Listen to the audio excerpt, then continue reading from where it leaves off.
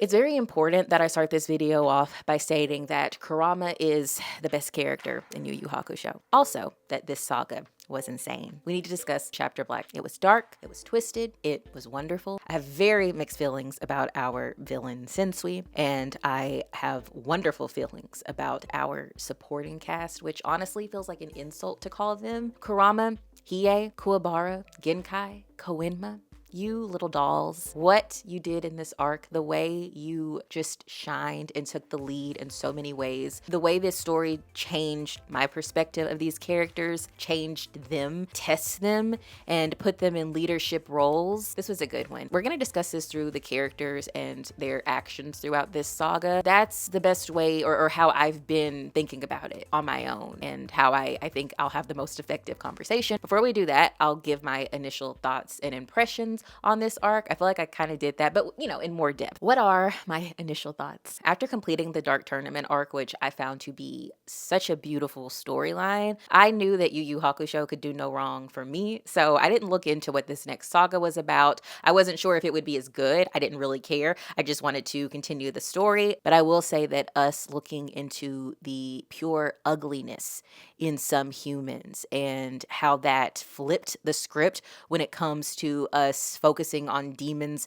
and how bad they are throughout this entire series and taking a look in the mirror. That was not what I thought was going to occur. And then there's so many reveals that we get. Obviously, one of the biggest ones being that we're dealing with the former spirit detective, somebody who was so good at his job. And when he got to see how absolutely horrible, despicable humans can be, and it changed him forever and for the worst. This made me lose all hope in Sakio, which granted, probably should have done that before, but I was kind of having a slight itty bitty change of heart with him because of Shizuru and their wonderful dynamic. But you know what? After seeing this, absolutely not. And while he was an amazing character, he is the worst. And we really got to see that by looking at him through Sensui's perspective. And I hate it because I really wanted to hate love him. Now I just kind of hate him. And then we have the Chapter Black video, and it has thousands of hours of horrible things happening. So there's so much we're getting out of this, and it proceeds to go on and on and on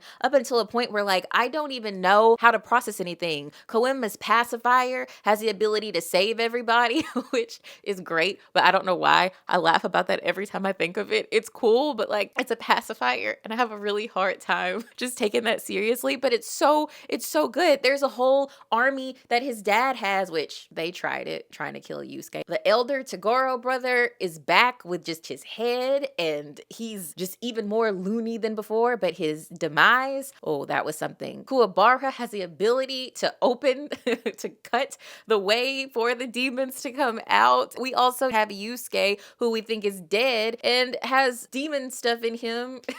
It was a lot. It was so crazy. I was laughing and upset at the same time. But when you look at everything and the way it all comes together in the end, this was an extremely well done saga. I definitely think because there were so many people and they all had these crazy abilities and whatever, it was kind of hard to be completely immersed at certain times, which is kind of ironic to say because the Dark Tournament arc also featured a lot of people, but it was different. I knew and was expecting teams to come and fight each other, to get to the final two teams. I think Yu Yu Hakusho does a great job of having me or making me feel really connected to characters. And this one, there was a bit of a disconnect at times, but I also think that goes so well with what this was showing us, how we were having to look outside of the bubble that we've been in, the bubble that we've seen through Yusuke's eyes, and see it in a bigger light. So in a way, that detachment helps me looking at things in a broader range as opposed to just what feels right because I like these characters. And also just seeing the different dynamic between Yusuke and Sensui. It really helped to separate Yusuke and Sensui Sensui's world views. And one character that really, to me, tied this entire saga together is one that I'm a little disturbed by, but he had the best line in this saga, and that was Itzuki. Itzuki, this character, we'll get into that, but he said something that was just made me see everybody in a different light and just the different stances that everybody's taking. So those are my initial impressions and all that jazz, but I really want to get into the characters now. I have to start with Hiei. I know I said Kurama is my favorite, but Hiei is likely a close second. I think he had the most powerful character development in this, and I don't know why it makes me emotional thinking of him. When we first met this character, he was very angry and really bent on being a troublemaker. You know, his perspective was so just not pleasant. But he always stood on who he was, and that was wanting to be the best when it came to his fighting, doing whatever he felt he wanted to do. Just everything about him was very true to his character. So even at his worst, I respected him.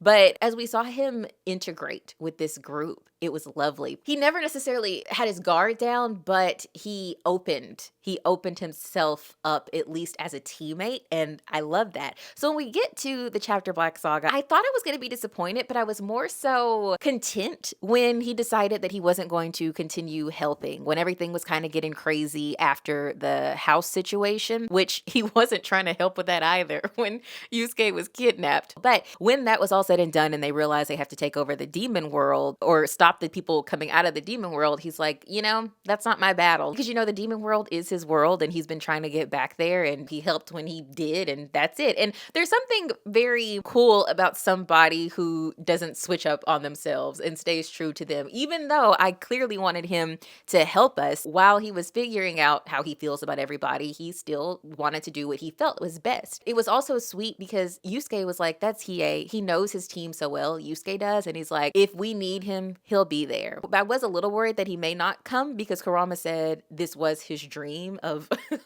taking over or doing something crazy with the demons and demon world and all of that. So there was a chance that he could not help, but I knew deep down Hiei was changing. And the lovely thing about Hiei is that he wasn't in this arc a ton when you look at the grand scheme of everything that happened because he was minding his business. But he didn't need to be, because when we felt his moments, they were so strong and perfect and at the right time. They were fit so well into his part of the plot that I was like, okay, we're good. And I knew, I could sense that he would be back in some capacity, even if it was crazy, he would be back. But we have him finally show up. Yusuke is being chased by the sniper. We know that Sensui has 7, I think. Well, now we know 7 people in his head, but he had 7 sidekicks, 7 or 8, I think 7 sidekicks helping him do his crazy stuff. And one of them is this sniper. His abilities were probably the scariest to me because he had this target on Yusuke, and once the target was on Yusuke, he could shoot whatever he wanted at him, and Yusuke was down bad. Like, looking back on that, that really had me stressed out. But we see at one moment,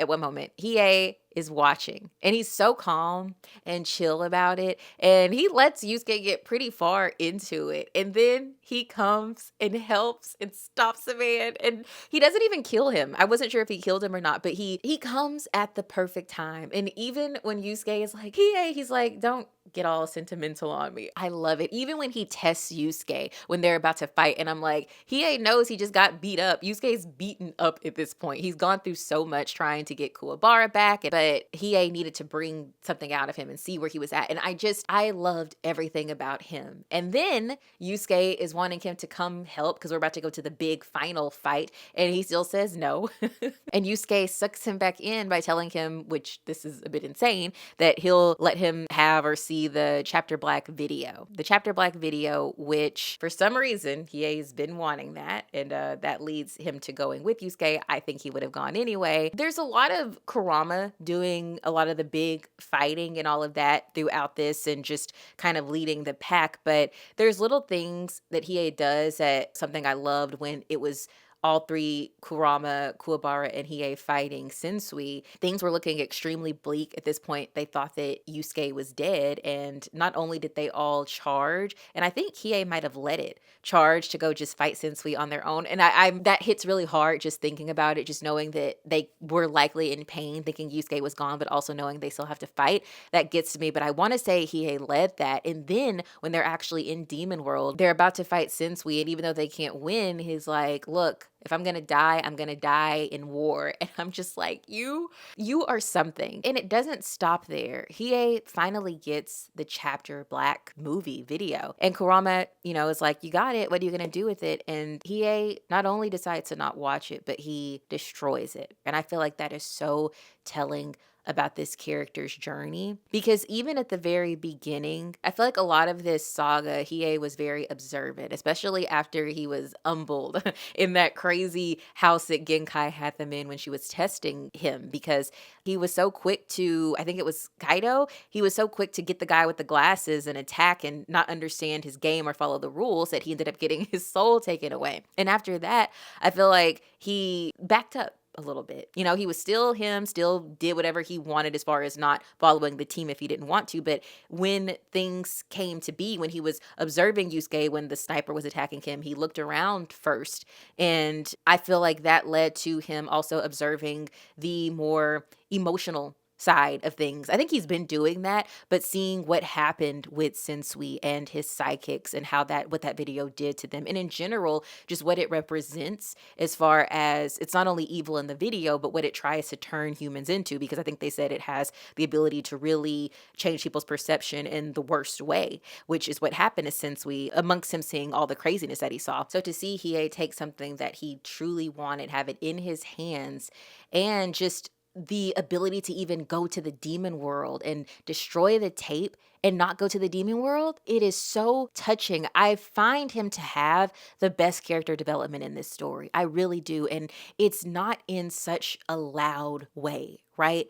And it's realistic, right? It makes sense. It's not like he's saying, all of a sudden I'm chipper and positive. That's not what he's doing. It's very realistic, but he's still true to himself. He has something special, and I think he's seeing it. And it's going to be interesting to see how he decides to or not help going forward. I truly love this character, and I would say that after Kurama, Hiei is now my favorite character. I'm so sorry, Yusuke. We're going to figure out where to put you. We'll figure it out, but I'm so impressed with his character and so thankful that he got this storyline, and I just can't wait to see what happens next with him. Koenma.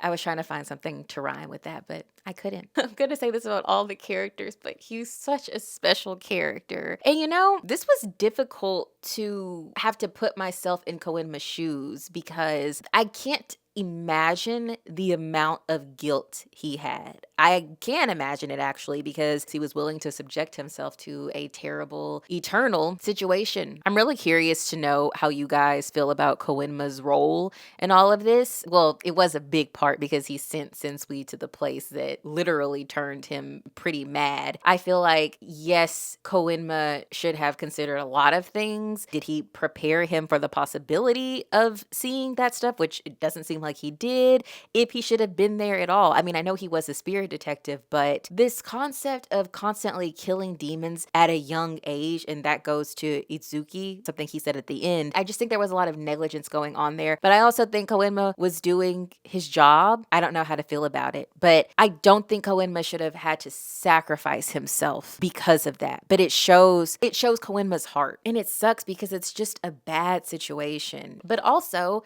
they're doing good, right? They were protecting humans, since we just got caught up with some humans that were really bad. So I can see Koenma having so much just internal pressure with himself on what to do. But regardless, we hear him say to Yusuke, and when I think about it now, it means so much more different things he was looking for in Yusuke that wouldn't lead to what Sensui had. And it was kind of done in a comedic way. But I also wonder if that was also, or I'm sure it was, him learning from his situations with Sensui. So it looks like he's tried to fix it, but when he sees Sensui and how far he's gone, he's like, I have to stop this, but because of my part in this, I'm willing to go with you into this next dark place forever so we can save everybody else from the darkness greatness that we both kind of created. But it also shows whether Koenma was terrible for what he did or just a lapse in judgment or just being too by the book, whatever it was that led to that, this man was so sorry for it. And I mentioned this in the Dark Tournament arc, but the way Koenma is ready to do what he has to do to fulfill his position as a leader, it's phenomenal. And I think what works is the way we see him is this little angry baby looking man. You have to live your life, and there's going to be all kinds of situations that come that annoy you, that are funny, that are fun. But when it's time to turn it on, you have to turn it on, and Koenma does that. Now, this was something else that kept making me laugh. When he was trying to do it and use his pacifier, and then Yusuke not only stops him, but hits him. And then Yusuke continues to disrespect this man by telling Sensui, you have no idea how long I've wanted to do that. I cannot with him. Koenma is seeing these two spirit detectives just one trying to take over the world and the other is beating him up.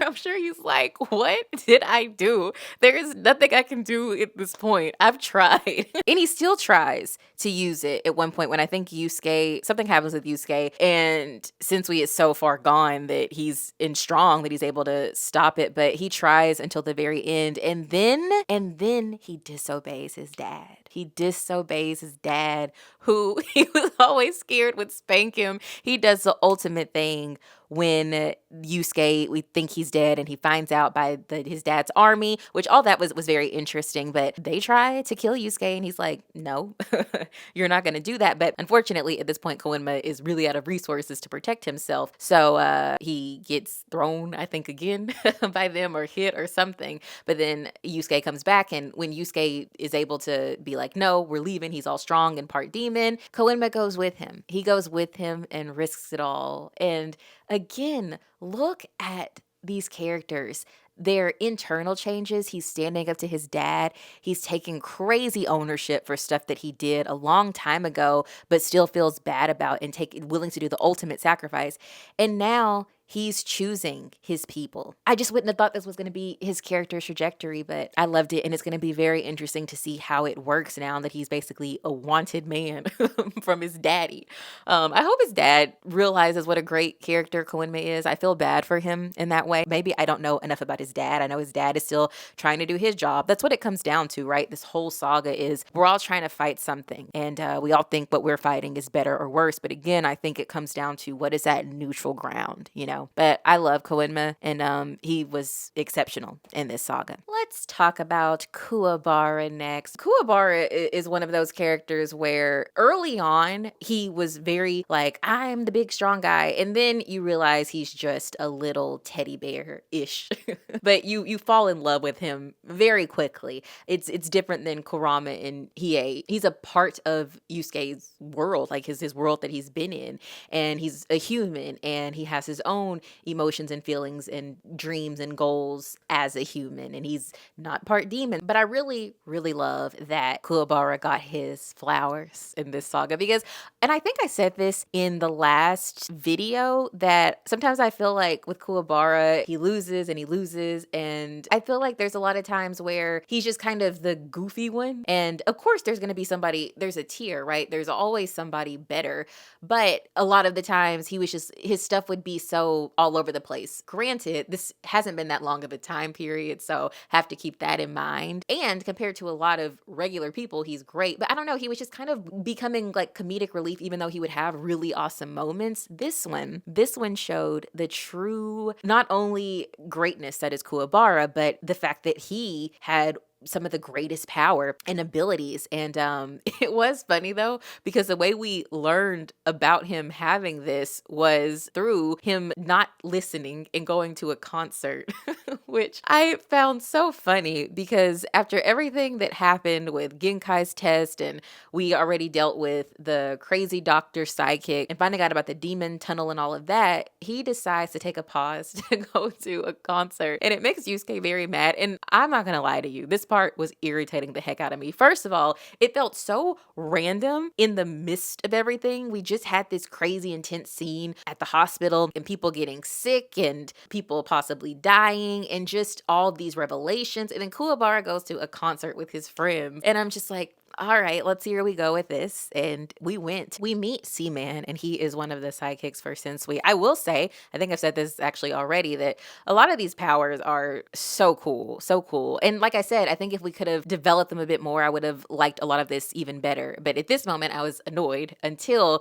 I saw what happened with Kuwabara. But Seaman can use his blood with water and turn this stuff into crazy stuff. And he basically traps Kuwabara and his friends in water. And I don't know why I'm laughing, because that is literally one of the most horrifying things ever. I said the sniper was bad, but being trapped in a wall of water where you're suffocating and can't get out is crazy. And I know the cool part was Kuwabara actually having these deep hidden abilities and a sword that can cut through dimensions and all of that. But what I really loved about this was Kuwabara just till his very last breath fighting to get out of there. He knows he doesn't have his powers because remember, he stopped having powers after the Dark Tournament arc. So they never came back. This dude, while he can't breathe, is just punching through this unbreakable thing. And I was so impressed by his fight to save his friends and himself. And then all of a sudden we see he can have this huge sword that can chop through it, and he's now the chosen one, essentially. He is stronger than we all thought. Even his sister, who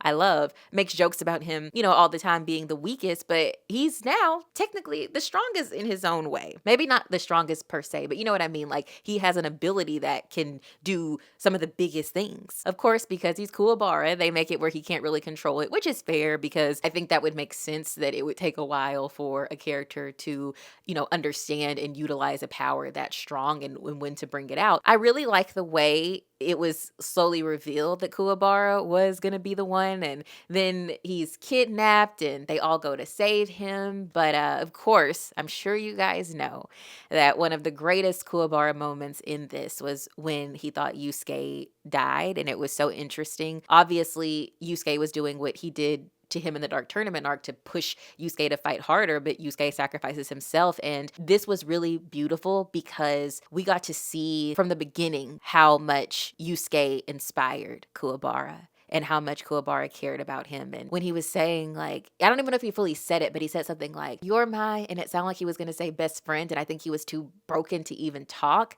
And he's like, "You can do it." And even when he goes to Yusuke's dead body and he's like, "You're not gone. You're not." And I love this flashback where we see Kuwabara constantly getting beaten by Yusuke.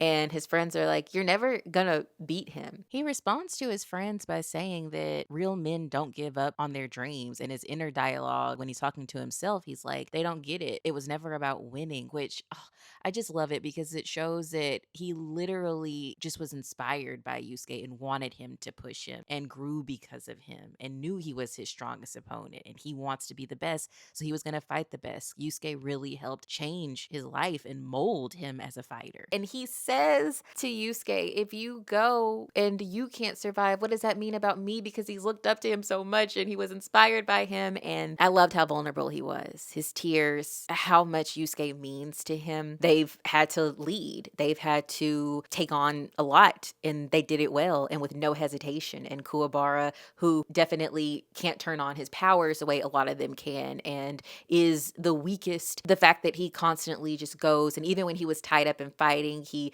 wouldn't stop talking and shouting and saying he was going to beat people up and having faith in his friends. The man can literally break through barriers and get through the demon world. And he did that in this saga. And he is a huge part of how we won. Kuwabara is a vital member of this team, not just as a fighter, but as a friend and as a person. I want to briefly talk about the sidekicks that Sensui had on his team, because they were a really good example of people when they're given power, just everyday people given power and reason to do bad for good, and what they're going to do, what they're going to choose. I don't know if it is supposed to represent how easily people can switch up, or that maybe the good that we think is good isn't that good and the bad isn't that bad, because they so easily, I won't say easily, if you see something like the Chapter Black video, even if you never do bad, I'm sure that alters something in your brain. But the fact that some of them, it seemed like they enjoyed it, because there's one thing to even say, I'm doing this for the greater good. But when it looks like you're having a good time doing this, it's when it gets very weird. In general, you shouldn't be just killing people, but your intent is also important. And I do think it was half and half. We have the C guy. He was somebody, I believe he was one of the ones that was picked on. So he was picked on. He saw that video and he's like, yeah, humans are bad. He's also young. And while I don't want him trapping people in water and drowning them, I do see how he could be affected. But it was so touching to see him be shown grace. Kuwabara, which is something else great about Kuwabara, he decides after everything he did to him, he's not going to kill him. He lets him live. The team lets him fight with him. Hiei was hilarious when he's like, why should we trust you when he finally joined the group? But everybody still gave him a chance to prove himself. And I was just so stressed out that they have all these options and what are they going to do? And he stuck with it. He stuck with it even when it was really bad for him. He stuck with it even when Koenma's army or his dad's army came and got thrown to the side. And he really, to me, was an example of seeing that true internal struggle. Like, I truly think he did feel like the world was evil and he was doing good. I don't think all of them did, but I think he was one. And to see that unfold, to see him say, no, it's bad and this is okay, or try to justify it to coming out of it and then going, I think he's going to go to college and doing all of that. I love that we got a background on all of them. Then you have the sniper and the doctor, and they tug on that side of, I don't think this was for the greater good. And they kind of admit it. It's pretty eerie at the end of this when they're talking and the doctor says, look, since we, had our minds warped and this is why we did it, the sniper is kind of like, no, I don't think that's why I did it. I think I just did it. And the doctor laughs and was like, yeah, how do we feel about that? What does that mean? Is it wrong as in that they would do it just because they really thought it was bad? Or did they do it because they kind of enjoyed it despite it being bad? I don't know. Because at the end, it looks like the sniper goes into hiding essentially, but it looks like he's going to kind of be this secret vigilante and get people that are bad. But even that, is he still on the unhinged side? I don't know. Then you have the doctor who he was in that hospital just having a good old time. I'm like, did you really care? And he was also going through his whole thing, because I think him being a doctor and he was saying like diseases and people are diseases and you realize that death is inevitable and we're all gonna die and you should just do this and people are this and da-da-da-da. So I'm like, he had the Sensui stuff but also his own things, but the way he was just hurting people and making them sick and slashing them and killing them, I don't know. But then you see him and he does make better decisions later on, which also you did not deserve to get away. Like, no, you should have served some time, but whatever. He reconstructs his face so he gets to start his life over, and he has like a hospital where he helps people or something who can't, something like that. He's helping, but at what cost? What cost did it take him to get there? The man who would eat people, I don't really have many comments on him. Elder Tagoro, we'll talk about him when we talk about Kurama. But the game master, at first I was like, no,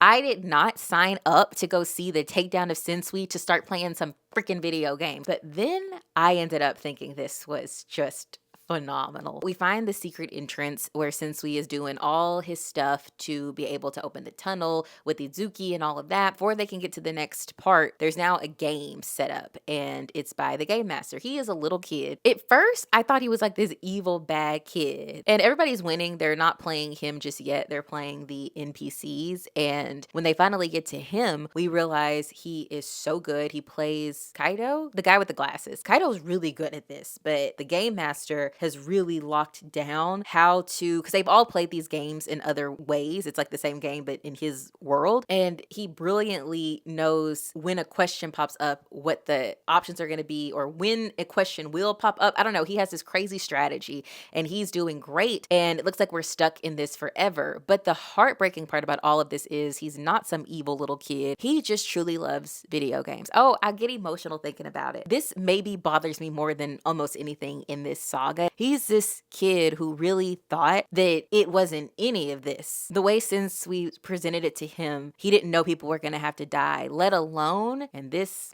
is where Sensui I could just pull his hair, which what would that do? But he has set up this game to kill the game master if he loses. And Kurama knows this and the kid doesn't. And he's like, I don't want to die. I honestly can't even think about it. I was livid when he died, or I thought he did die, right? Koenma brought him back. To me, that was one of the most brutal things that Sensui did. And it goes back to, when does it get to a point, you know what I mean, where even if you believe in this, when does it get to a point? It was so weird seeing this kid have this real life revelation, this life-changing thing that is going to end his life, and understanding people and his perception of people. And he didn't have any friends. His parents are always busy. This gave him something to do and to feel connected to, and it was all a setup. And that goes to show you that some people just get with the wrong crowd. Thank goodness he lived, because when I tell y'all, I was done.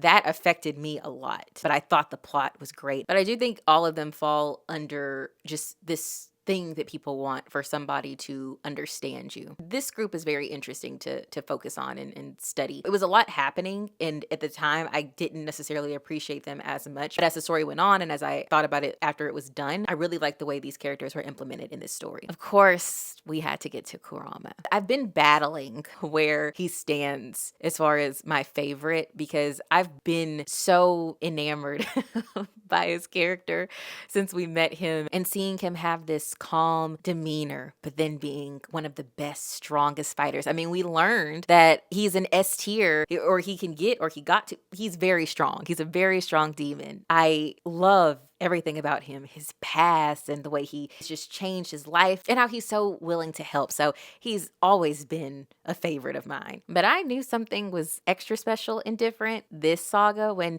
Yusuke was kidnapped and Kurama had to essentially step up as the one who leads this group. Not only did he do that well, just taking charge and being calm. They all took charge in their own way. I want to give everybody credit, but when it came to him playing the first game with the guy with the glasses, Kaito, I think, everybody, and it was a little annoying, messed up. Yusuke was taken. Kuwabara got his spirit taken. Botan and Hiei. And it's just him. And he knew this kid from school. He was in school. Kurama was in school. I can't. And he was a great, amazing student. Top of his class, obviously. We're watching him have to figure out this game and how to win and not get his spirit taken. And there's so many things to not saying this word and that word, and he decides to make the rules. He gets the guy to basically not be able to say any words as the game is going on, or any letters, and the guy goes to the restroom, and when he comes back, Kurama has set it up where the guy can't find him. It's a little goofy, but what's so cool about this is it had nothing to do with the letters. It's just all about strategy, which I know it's a game, right? But Kurama knows that the guy is pretty good at his own game. He needs instead to get something out of him unintentionally,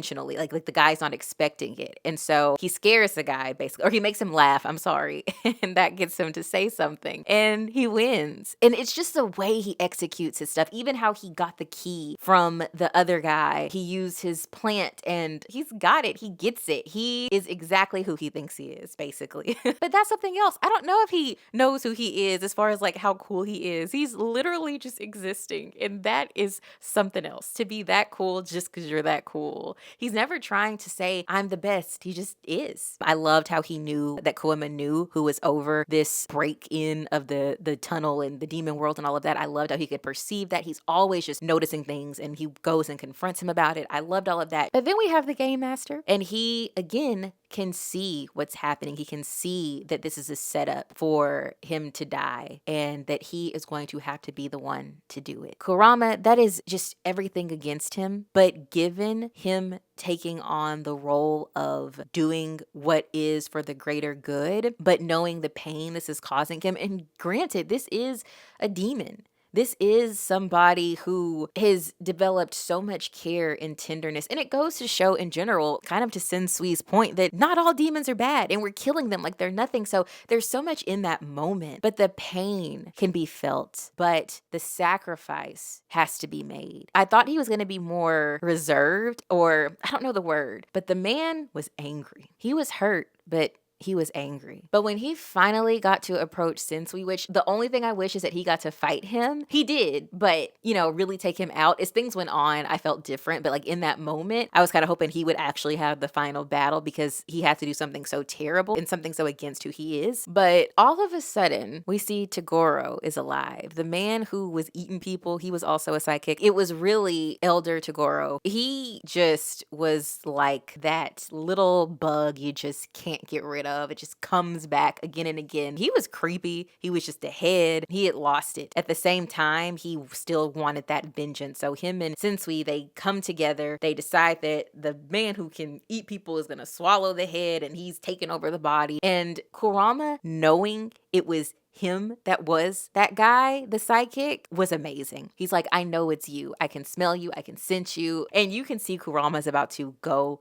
at it. Everything he just experienced and witnessed and had to do, he just tunneled that into still being calm, which doing that, I don't know how he can still be so reserved, but he is calm and ready. And not only does he have one of the craziest kills, it's just how he plants those seeds. It looks like, at one point, Elder Toguro is, because he has all these abilities now as well, because the man's been eating people, he can do all this stuff and it looks like he's got him, but really, Kurama did the craziest thing and had this plant that made it seem, like gave him like this thing that he's fighting Kurama, but then he's actually basically fighting his mind. It eats on his evil thoughts and feelings, and Kurama said it better than I'm saying it, but he's going to be like that for eternity. That shot him up to me, not just because he did this crazy, insane move, but because of just the way he got his lick back, essentially. And I hate that I have to do this, but I can't stand the eldest Toguro brother. I can't. But that's a pretty crazy way to go out. He's going to be like that for eternity.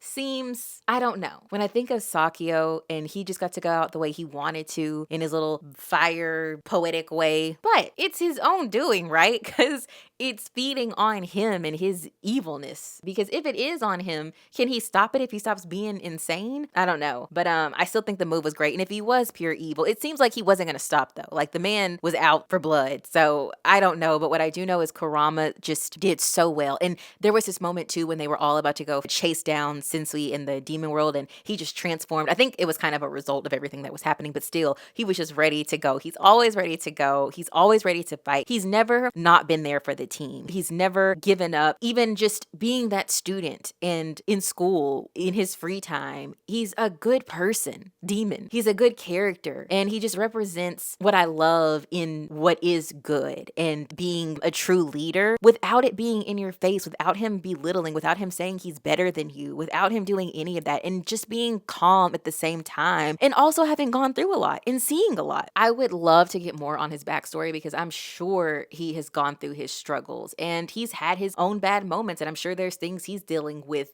his own guilt, but he decides to always just make himself better and those around him and just move forward in a sensitive way. I love him. He's just everything. I love what this arc brought out in him, and he's my favorite. Now to our antagonist, Sensui. This conversation would have been a lot different right after I watched this because I felt nothing for this character. And I know that you're not necessarily supposed to be rooting for him, right? But I found it odd after knowing how much he's gone through that I lacked empathy for him. It was weird because I actually tend to like a lot of villains. Believe it or not, I feel like in a lot of the anime and manga that I talk about, I'm like, villain is bad, don't like. But I read a lot of books and I have a lot of different feelings about villains. And he, though, especially given what he's gone through, I thought I would be like, here's what I learned. But I was just like, this was so pointless. That's how I felt initially. He did all of this in the end to not really worry about the fact that he didn't do what he needed to do because Yusuke taught him this and he gets to die in the demon world, and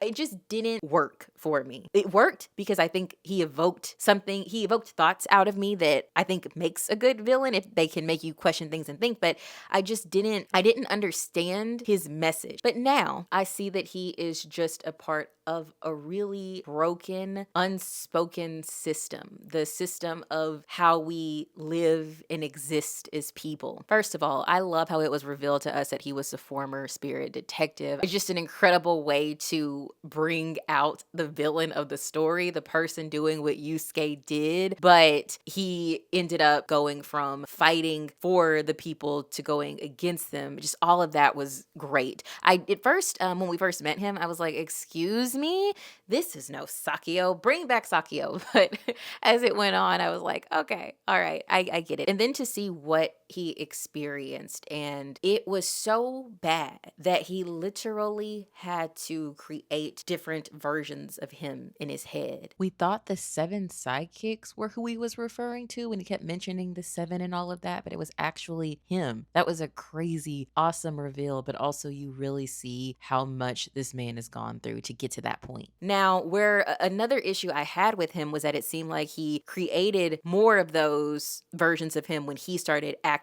out and killing. He needed something to justify what he was doing, so he created more that's what I understood.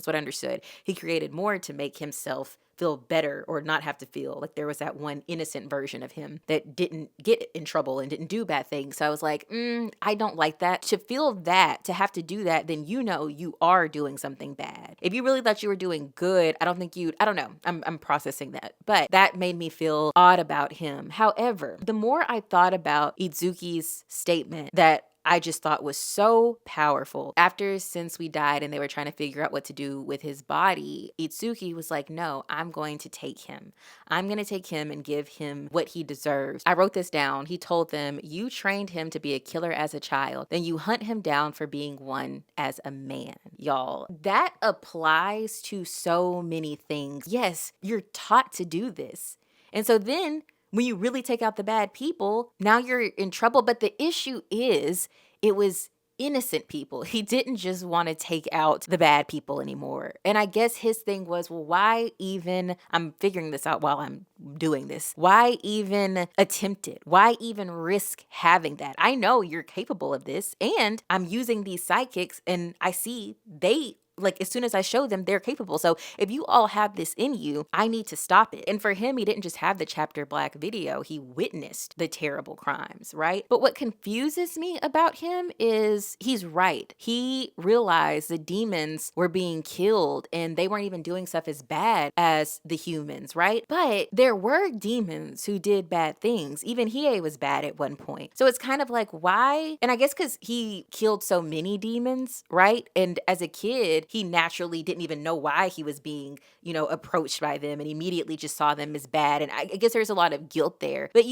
demons also do bad. So why is it that all the humans have to die? And maybe he was more so just trying to give them the opportunity to fight. Maybe he wasn't necessarily just letting them outright die, but there's only so many people who actually have the ability to fight. So you're just putting them in an uneven playing field. I don't get that. And obviously he has the different people in his head that are affecting him. I don't know. Maybe I am sad about it. Maybe I'm sad that he really broke and it was beyond something that could be fixed. Yusuke really did help him. I kind of loosely wrote down what he said, but it was something like Yusuke dissolved barriers and now he can rest. Yusuke got justice that he could never find and he thanked him. The more that I think about it, it's a really good wake-up call even for the reader or the watcher of this series to recognize that you can be so blinded in your justice, in trying to achieve whatever it is you're trying to achieve. Even if it's not justice, we can get so caught up that we can lose a humanity. But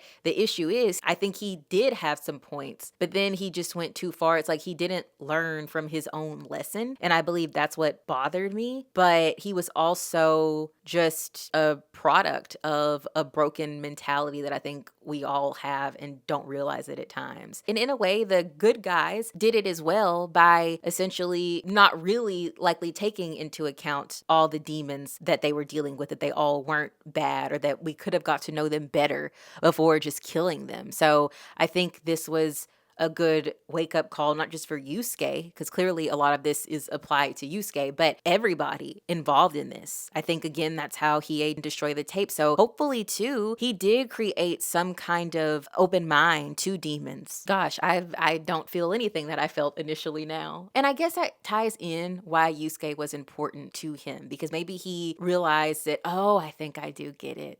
Maybe he did get to a point where he's like, there is no good or bad. And Yusuke showed him, no, there's a middle ground. And don't get me wrong, there was a lot happening there that didn't need to happen. And I do not forgive him for the game master thing. I just think, like I said, he just took it too far. But I think Yusuke showed him that there is that hope. And the fact that he was sick too, I want to mention that.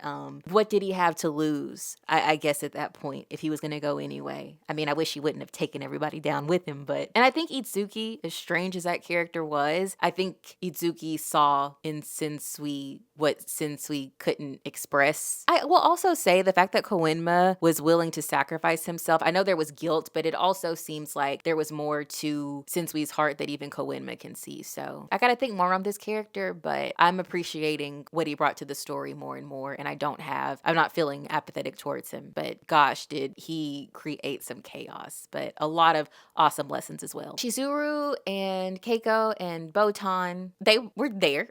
This is a thing. They didn't have too much to do in this. Shizuru, I love her. I do like that she can sense things all the time, and she has her own little abilities that come in handy, and just her love for her brother, but also for Keiko. I think it's nice having their dynamic and just a different energy, putting us back into real feelings, because these people like Yusuke and everything, the way they think is just different. We get more of a real sense of what it would feel like as an observer. I mean, I wouldn't be exactly like them, but you can get the more human side of things, like the human feelings. And that's cool. And just their support, always being there for them. Botan literally saved the sea guy, and also helped his growth in having faith in people, because she sacrificed herself when the sniper attacked their building. He saw her basically get her body broken for the sake of him. And also Botan and Koenma, their dynamic is always nice whenever he was warning her that he may not come back, or kind of implying it, and her emotions towards that. And Keiko with Pooh is just the sweetest thing. Yeah, I just wanted to throw that out there because I don't want to forget them. They don't do too many crazy things, but they are a part of this. Here is a brief shout out to the 3 high school students. I have their names here: Yana, Kaito, and Kido. Hopefully I got that right. If I'm being completely honest, I was not super connected to them. I liked Kaito's brain. I liked the way that he utilized it, and he thought, and he worked hard, and he was so good at his game. Even though he got beat, he was just good. He's good like Kurama, and I think if we would have had more time with him, he could have been a really solid character. He was good here. They did their purpose. Genkai was training them. I love that element to it, to see her helping a new group of potential sidekicks. And they did contribute a lot. Kido's moment, gosh, both of them, really all 3 of them, because the other one, Yana, he could literally look like other people. And there was a moment when the doctor was being all crazy in the hospital where he pretended to be a nurse and changed himself to look like one, and helps Yusuke for a second, at least distracts the doctor, but then he gets hurt and he's like, I was just trying to help, and we see him transform, back to him. I thought that was great. Kido, one of the coolest moments is he's attacked by the doctor. I'm pretty sure the doctor breaks his back. It's just insane. And there's all these doctors in the room, because this is when he found out that he was the bad doctor, and they couldn't figure out at first who was the one causing all the chaos, and he knows it's him. But the man broke his back and he can't talk, and he's limited in what he can do, but he's the one who has the shadow that he can trap people, I believe, and he uses that in order to let Yusuke know who the doctor is. It's so cool. So they really did help and add to the story. I just think at the end, when I realized we're done with them, I was kind of like, oh, okay, they served their purpose and they helped, but I wish we would have got them in the next saga, because I think that's the last one, I think, or at least met them a little bit earlier than just this saga. But I guess this was kind of, when we get to the end in Genkai, is like, don't use your powers ever again. So for them to never use their powers again, because it says they never do, I don't know if that's supposed to show us that not everybody needs everything. You know what I mean? Like, they have their purpose, and adding all this craziness creepiness to it. We've seen what it can do to people, and that's just not their journey. So I like that. I like how that lesson could be done. I do think that their powers were cool, and starting them out with leading into what was going to be a crazy story and new abilities coming out, and how that really helped our team Urameshi grow. That was cool. So shout out to them. A quick little note about Genkai. I mean, Genkai is just grandma, like Yusuke calls her. She's always there. She killed it in her video game. I was like, okay. In the Game Masters game, she was so good. And seeing her really emotional about Yusuke was so sweet. I mean, I keep saying it, but I just really think this brought out the more vulnerable sides of a lot of these characters. And when the world is about to end, I'm sure it does that. But still, these people have been through a lot. And I think this was beyond them just being like, okay, this is bad and everything's about to be destroyed. It's like our team is going to be destroyed possibly. So for her, you could just see her appreciation, I feel like, just being with this group, but also telling them, all right, we got to get it together, being with them to fight. When she jumps in, like in the hospital, she's just so strong and good at what she does. When she helps Yusuke not have to deal with the doctor actually dying. So Yusuke thinks that he killed that man and he didn't want to, although the doctor was nuts. That was not his goal, but the doctor just would not stop. And Yusuke was just going to be devastated. None of them want this, just like Kurama. But Genkai at the end is like, I didn't want that on your mind. We got stuff to do. He's alive. Let's go. And Yusuke's smile. Genkai is always just that comfort person. I love her presence. There is a comfort and safety, safe feeling that you have with her. And she just adds so much to the story, just her presence. So thank you, Genkai. And finally, of course, Yusuke Urameshi. This saga, it was a very different experience that I had with Yusuke. And it all makes sense later. I felt this coldness with his character. It wasn't direct. It wasn't obvious. Kind of in the beginning it was, when he felt weird after the dark tournament and after fighting the strongest person and all of that, Toguro, and not really knowing what the point was. But I kind of just felt like he wasn't fully present. And I think now, knowing that he is part demon, which, hello. I think that it makes so much sense. And honestly, even though I didn't feel like that all the time in the other arcs, there always has been this thing with him, this kind of unsettled feeling. Keiko said it, I believe, in the last saga, that Yusuke really felt like he belonged in the Dark Tournament arc, fighting those demons and being there. And when you think about it, that is when we felt Yusuke really smiling and feeling happy. I feel bad for him because there's definitely this internal struggle that he's been having. And as this saga progressed and we learn more about where he comes from, it makes so much sense. It feels like he's always tried to run into things and do things in a chaotic way because he's trying to feel something or run away from something or come to something. When we start with him being kidnapped, it's like, oh yeah, I'm back having a fight. Let me fight these goofy people. That's how they catch him. And then Genkai tells him, you need to learn how to calm down. And throughout all of this, it's constant moments of him having to stop and pause and contain that thing inside of him. And it seems like he's just an anxious teenager, not anxious, but just a little rambunctious teenager who wants to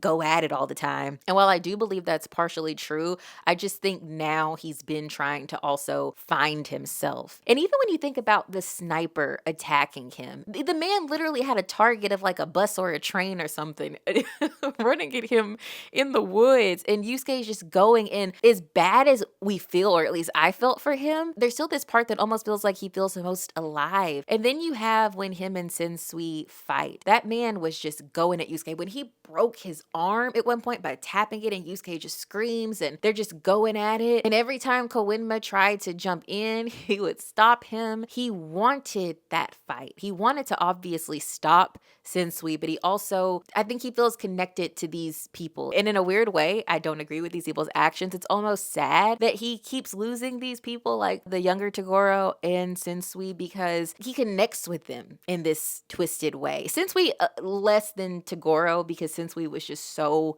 out of control. And I think Yusuke being in Sensui's position, although he didn't witness what Sensui witnessed, he has seen a lot of crazy stuff though. And knowing that Sensui would take such a dark turn and continue to do that despite people saying stop, people who want to care about him, I think he had, there was more frustration there. But this time around, as much as I cared about Yusuke's fights and him winning and all of that, I was more so just looking at how he was emotionally. Now, it was so cool when we thought he died, and I knew he didn't. Well, my brain had to make sure he didn't die, which was, all of that was so intense and crazy, but I wouldn't continue the series if Yusuke died. I may say Kurama's my favorite character, but Yusuke is Yusuke. I loved, and again, he seemed the happiest when he came back to life as, first of all, him sacrificing himself, that smile he gave right before he was about to go. And then from what I understand, he was doing this to push them to get stronger by dying. That would,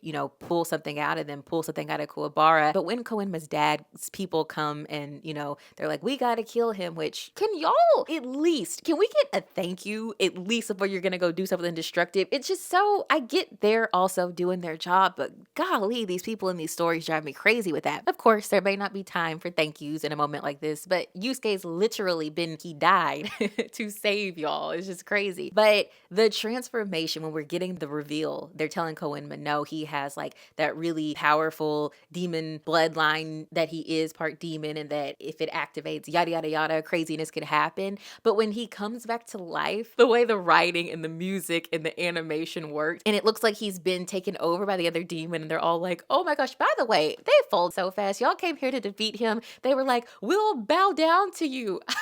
That army, Koenma's dad's army, I was like, y'all stand up. But anyway, Yusuke starts laughing and lets him know that he was joking, and just a wonderful moment. But that's what I love about Yusuke. I like when he gets that joyful side of him back, and he is ready to see him get so strong and go, and him and Pooh is this big, I love little Pooh, but like seeing him all transformed and coming to Yusuke's side, that was all so cool. Then he goes to fight Sensui, and the energy, it's all different. It reminded me of Bleach a lot, honestly. I thought that was definitely one of the better, well-made animated fights. Yeah, Yusuke's just on a whole different level, and the demon taking over him, and that too, right? I'm wondering how that's gonna go for him, because when will that happen again? When will it come out? When will it affect him? But that thing completely defeats Sensui, and Yusuke is mad. He is livid because he doesn't feel like he actually won. He feels like the demon part of him, or the demon who took over, won. This is very upsetting to him. He wants to win by his own merit, and he can't let it go. He is trying to get Sensui to keep fighting, and Sensui's done. Not only because he just got beat up, but he's sick and it's over. I do wonder too, though, if he also just didn't want Sensui to die, because like I said, I think he doesn't want these people to die, even if they are crazy, but he is so upset, and even at the end, it seems like it's really gonna bother him. And on top of that, his transformation, his look, I think I like it. That's gonna add just a whole nother level to him. And then at the end, when he wanted to find, I think, the demon or something with the demon connected to him, and then Koenma tells him we have to go because they're trying to close the hole and keep us in demon world, and he has to make the decision of what he's gonna do. And I thought he was gonna stay. I really did. But he says, let's go home. That was so beautiful, and also a little sad, because I feel like Yusuke probably felt a little connected there, and I'm really interested in seeing if they're gonna